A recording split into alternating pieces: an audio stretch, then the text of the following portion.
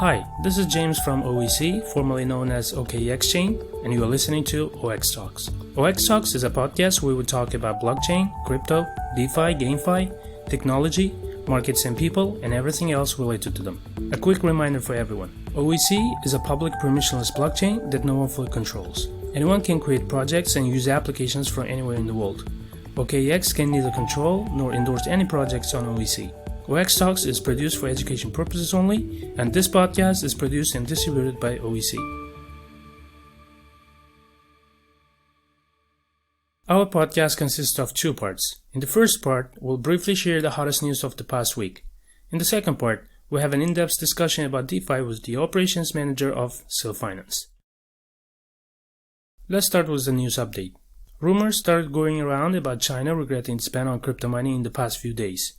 But what triggered it? Well, according to Colin Wu, there was a statement from China's National Development and Reform Commission, which started the rumor in the first place. You see, according to the statement, China would add virtual currency mining to its list of eliminated industries after it solicits public opinions. If an industry is added to that list, it stops operating in mainland China. Now, let's roll the time back to 2019, when National Development and Reform Commission added virtual currency mining to the list. But it was taken off the final list due to a majority of public opinion preventing the total ban on virtual currency mining. So, the current rumor about China regretting its ban on crypto mining comes from some people thinking that the history would repeat itself again and the public would save the industry once more. Compared to now, political pressure on Bitcoin mining was smaller in 2019. In fact, not the public, but only a small number of miners successfully lobbied at that time. Broader public opinion in China actually opposed Bitcoin mining because neither does great jobs, no miners pay taxes.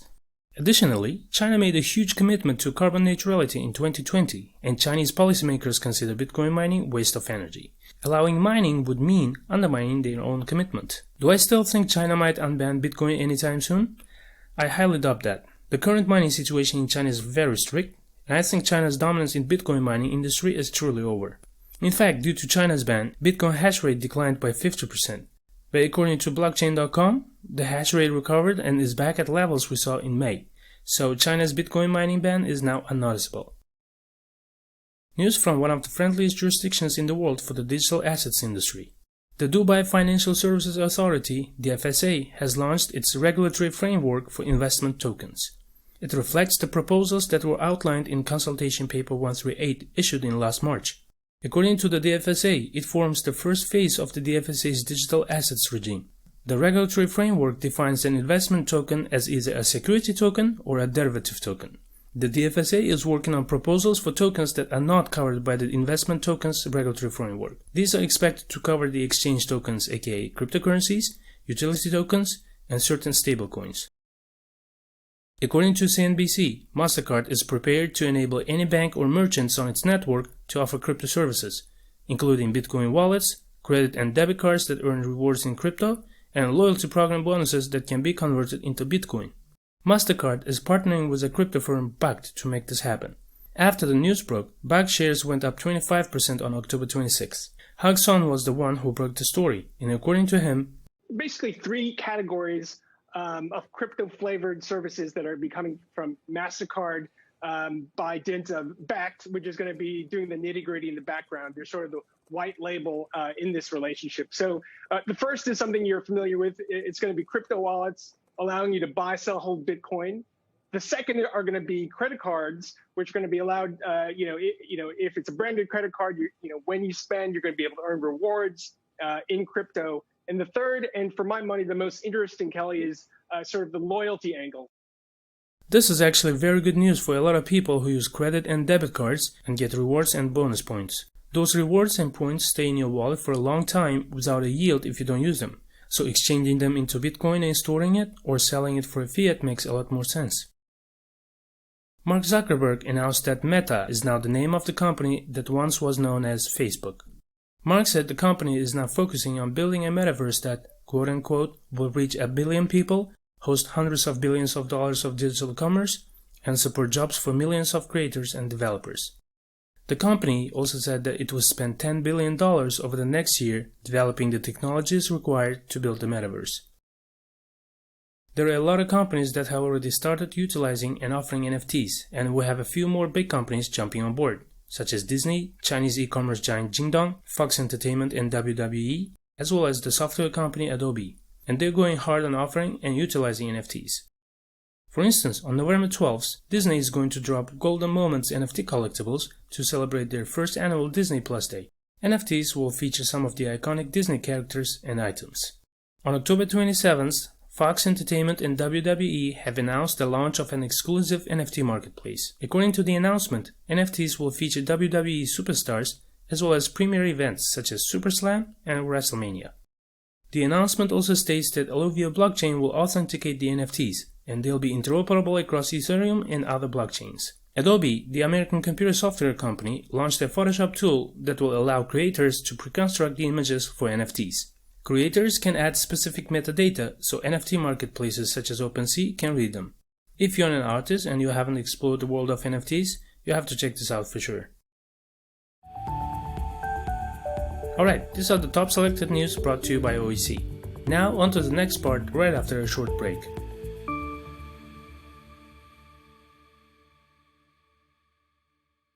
Okay, let's start our discussion with John from SIL.Finance. Hi John. Hi James. Tell us a little bit about SIL.Finance. Yes, SILFinance is the world's first decentralized LP composer that purely built on smart contract technologies. To users' concept, it's a single-side yield aggregator with one-click hedging with adventurous functional NFT farming card add-ons. And SIL focus on providing user with unique DeFi financial management experience. Currently, SIL offers 3 types of user experiences, or you can call it product. The first is the yield farms, which is people can stake single token to mine and farm on top of LP farms, which have higher yield than traditional single token pools. And underlying, we do the LP composition without users notice. And the type 2, we have a hedge farms. That's a one-click hedging that we use single token hedging on top of LP farms. User usually get 2x leverage, like using the AMM's X multi Y equals K formula.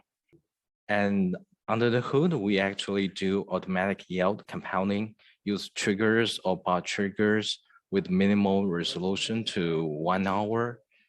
And at the end, we have NFT add-ons to speed up farming process or slow down someone else's. It's like a game. Yeah. And currently, we are live on Ethereum, on Binance Smart Chain, and now we pay a lot of efforts on OKExChain. And in the future, we may cover Polygon, Cardano, and Avalanche, and maybe Phantom. So there is still a long way ahead. Thank you. Let's jump into the main topic of our discussion. DeFi has disrupted the financial services that we were all used to over the past few years. What do you think is the main advantages of DeFi compared to banks and financial institutions? Firstly, I think DeFi is the most important creation in cryptocurrency space since it decentralized the accessibility from a centralized service. For example, when you require some service from a centralized bank, you need to do the KYC, you need to provide all your information to the bank, and the bank decide how much allocation or how much money that can lend you or any other services they can provide you. But in DeFi, anyone, if you have the wallet, if you have address, you can access the service from anywhere. If you have the internet, you can just access the DeFi. So the accessibility is very low. Everyone has the possibility to gain any services from your browser, your mobile wallet. Yeah, it's very simple. And the difference between centralized lending and DeFi lending is that when you do centralized lending, the bank will evaluate your credibility about your ID. They need to know, do you have a work? Do you have a salary? How much money do you earn every month? But in decentralized services, like in DeFi, what you need only to provide is that you have an asset to stake, then you can borrow money. The accessibility is so, the barricade is so lower that everyone has the possibility to use these kind of services. Well, over the past couple of years, DeFi has enabled the first world countries, such as the US and European countries, to become the major powerhouse in crypto world. But what benefits does DeFi have for underdeveloped countries in, let's say, South America or Africa? In many undeveloped countries like South Africa, a lot of people actually doesn't have IDs. That's from my experience. They don't have an ID card, they don't have a bank account, and what they can do is very limited. If they want to borrow some money, maybe they have to borrow from their friends, not from banks.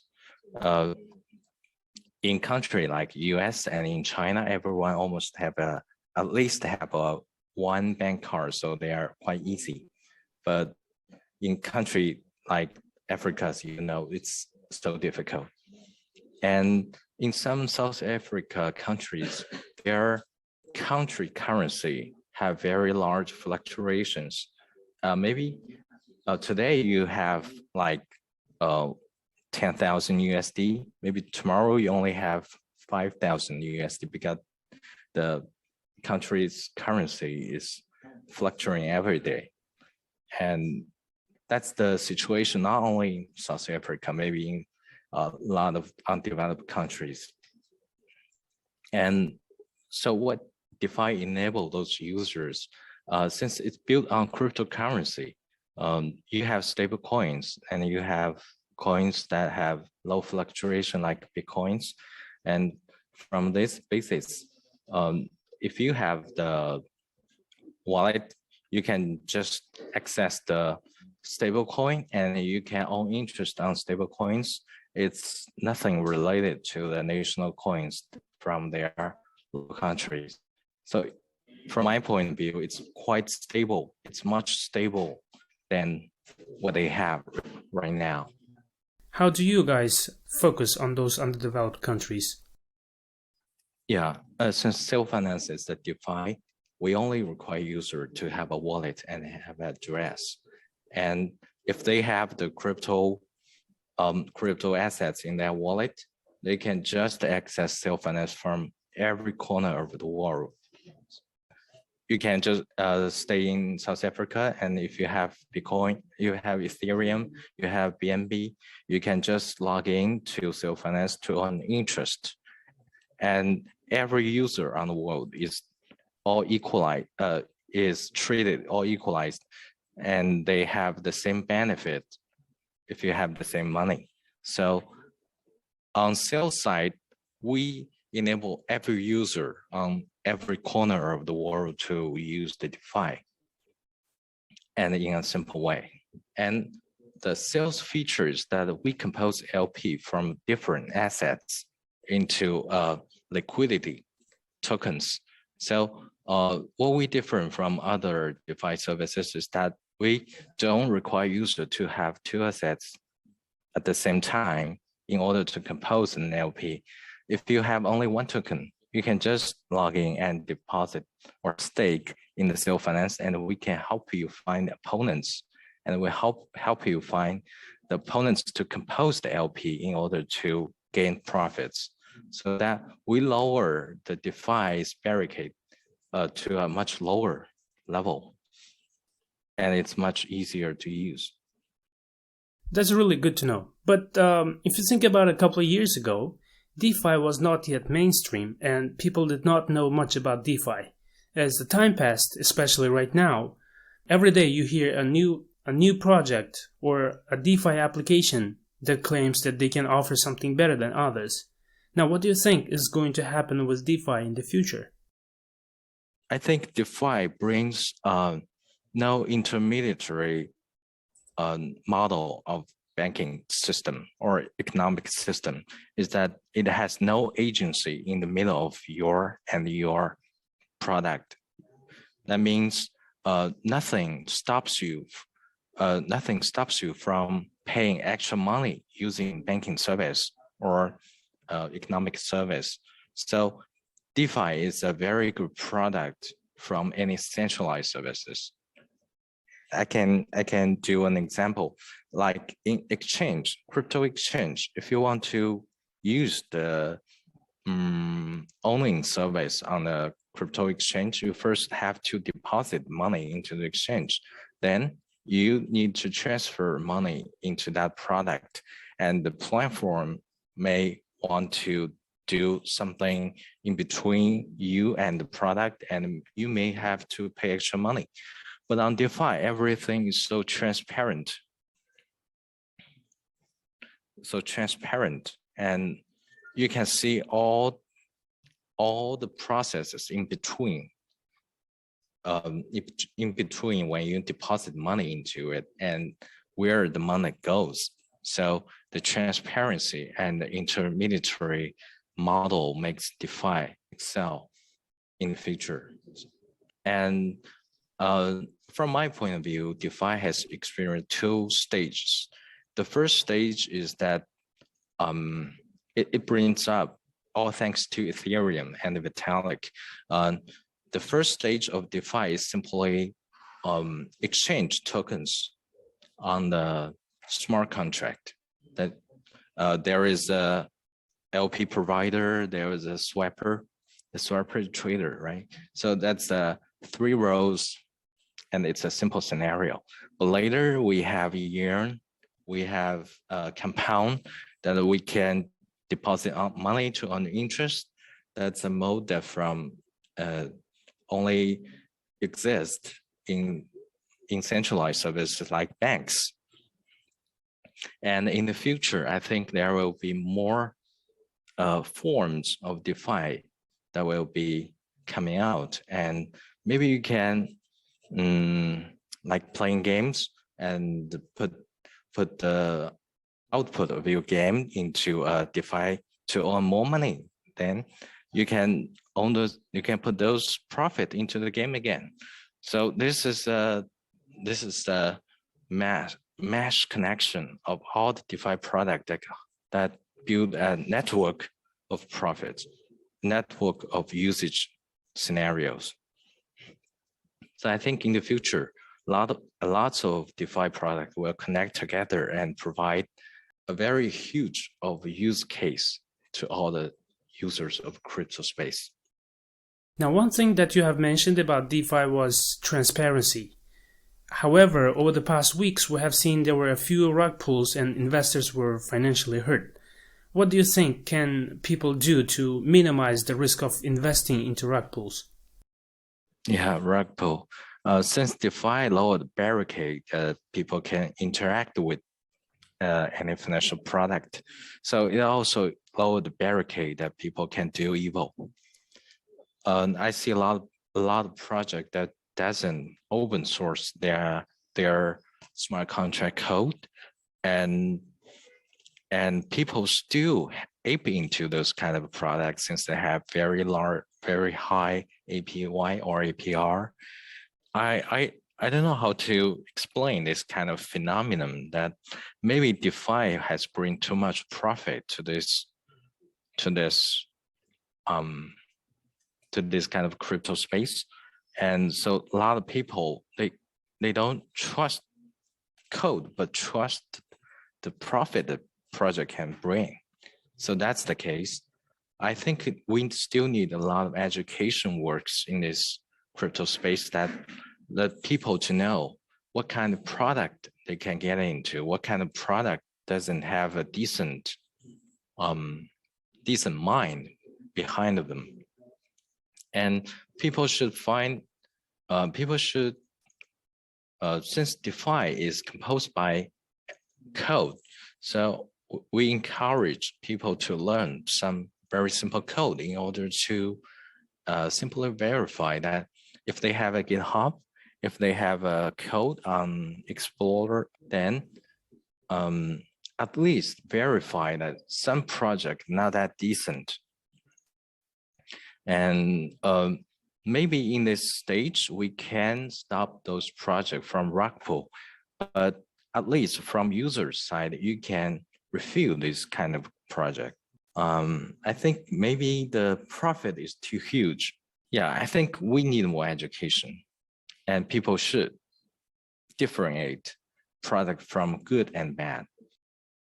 What you said is absolutely correct. I mean, people need to understand the projects that they're investing in, and they need to educate themselves and try to minimize the risks. When a rug pull happens, it's not only bad for the people who have invested into that projects, but the overall DeFi space, as the new investors, they lose confidence in the whole system. Yes, I think every role in crypto space, like exchange, like DeFi project, like audit firms, should do more work to let people know more about how DeFi works. It's our responsibility. What we are doing is that we educate the user on our Telegram or Discord and let people avoid any losses. Okay, thank you, John, for taking the time to share your thoughts with us today. Oh, thank you, James. To learn more about SIL.Finance, check out the show notes of this episode. Thanks for listening. Stay safe.